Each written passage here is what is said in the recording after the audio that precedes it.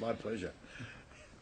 Under a header, The D Word, the Western magazine has recently had a report which says of northwestern New South Wales farmers, crops are failing, stock are being hand-fed or put on agistment, local businesses are struggling, and yet no one will declare Bourke, Brewarrina or Walgett in drought because the state government doesn't say that anymore. They quote Brewarrina landholder Cole Betts as saying, "Dry rivers, dry tanks, stock needing to be hand-fed, that to me is a drought," end quote. We haven't had decent rain since February 2012, he goes on to say. Now, this is a situation which is causing serious concerns for landholders in northwestern New South Wales. New South Wales farmers put out a press release today which indicated that that farmers around Bourke, Brewarrina and Walgett have been preparing and actively making decisions to mitigate drought for more than 12 months. But we have now reached a critical point, New South Wales farmers said. They said that the information they've collated from farmers has revealed that almost all had destocked, with herd levels right down to core breeding stock. And they estimated that the average spend on the drought to date was approximately $150,000 per farmer, most of which was being spent on feed and transport. Now, what's the government done in response to this? Well, yesterday the Minister, Katrina Hodgkinson, announced that she was going to send the members of the Regional Assistance Advisory Committee to the state's northwest to assess worsening dry conditions. So in response to something which is clearly already a drought, she says that she's sending the RAAC out to gain, quote, better understanding of the on-ground situation, where they're going to meet with farmers, community groups and other services affected by the conditions. Mr Palmer, the chair of the RAAC, says that the seasonal conditions report for September highlighted dry and deteriorating situation in the northwest, following on from the 10th driest August on record and the 8th warmest. He highlighted the low rainfall and crop yields being affected, poor pasture growth and stock water supplies being very low.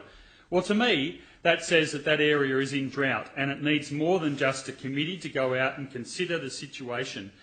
We all know that this government, in its changes to drought, has abolished the drought declaration.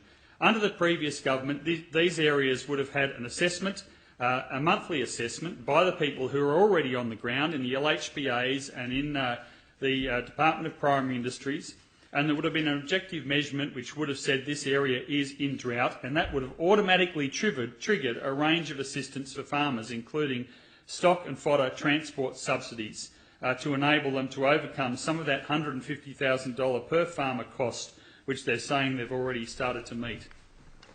It is an appalling sellout of farmers in the northwest that instead of immediately providing assistance, Katrina Hodgkinson and this government are instead simply sending out a committee to then make recommendations to the Minister about the conditions in the area, which may then result in recommendations to implement some sort of fodder and stock transport subsidies for some of the farmers in the region.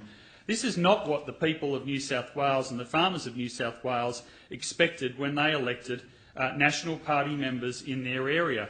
New South Wales is the only state that has technically abolished drought declarations. Indeed, in Queensland, large areas of the state are drought declared and they are getting fodder and stock transport subsidies as they deserve.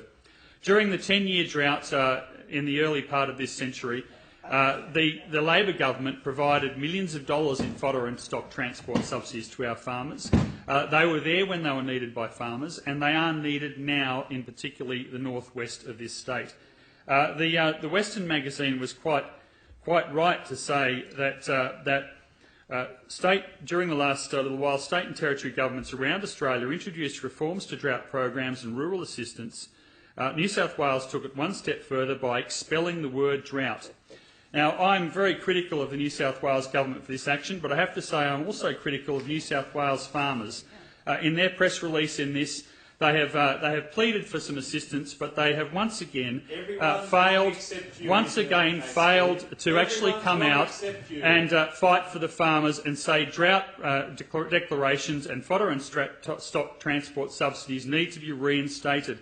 As a number of New South Wales farmers members have said to me over the last year or so, If a Labor government had done the things this government has done to farmers over the past 2 years, they would have been protesting out the front of offices. They would have been protesting in the streets. They think that this government is far worse, and this government is letting down farmers very clearly today.